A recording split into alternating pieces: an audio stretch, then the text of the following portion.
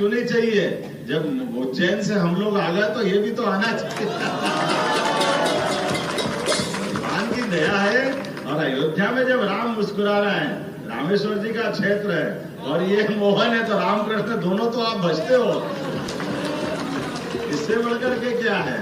भगवान राम का, अगर भगवान कृष्ण का अगर इस देश के साथ संबंध जोड़ के देखना चाहो तो बहुत सरल तरीका है।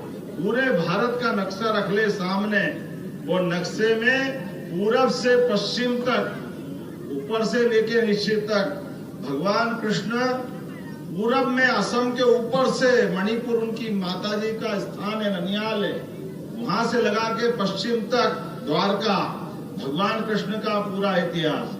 और कितना सुखद संयोग है, और ये हमको जानने वाली बात है। एक तरफ भगवान राम पूरब से पश्चिम तक गए, भगवान कृष्ण पूरब से पश्चिम गए, और भगवान राम दक्षिण अर्थात लंका, वहां से लेके पूरब उत्तर अपना अयोध्या। तो ये अयोध्या नेपाल के पास से होते हुए पूरा दक्षिण का, तो पूरे भारत की चारों दिशाएं दोनों देवता ने कवर कर ली।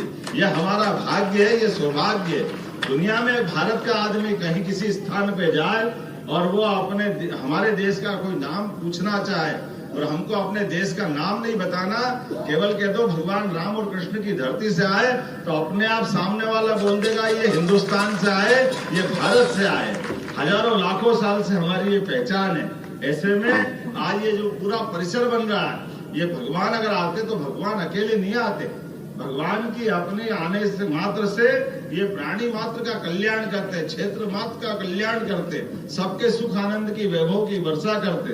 और आप तो और अच्छा काम कर रहे हो, पहले भगवान का घर बना रहे हो, फिर अपना बना रहे हो, तो भगवान के घर में तो सब समाते हैं। ऐसे अवसर पर भोपाल में ये तमगा लगा है, बहुत कष्ट था, लेकिन हमें मालूम है ये आनंद आ रहा है।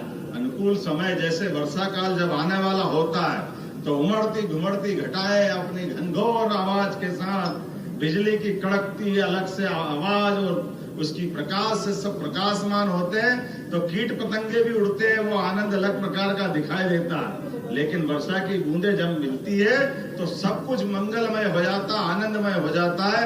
तो मैं मान के चलता हूँ कि ये पूरा परिक्षेत्र आनंद में डूबेगा, भगवान की कृपा से, अमृत की बूंदों से सरसब्ज होगा। मेरी अपनी ओर से आज के इस अवसर पर आप सबका वंदन अभिनंदन।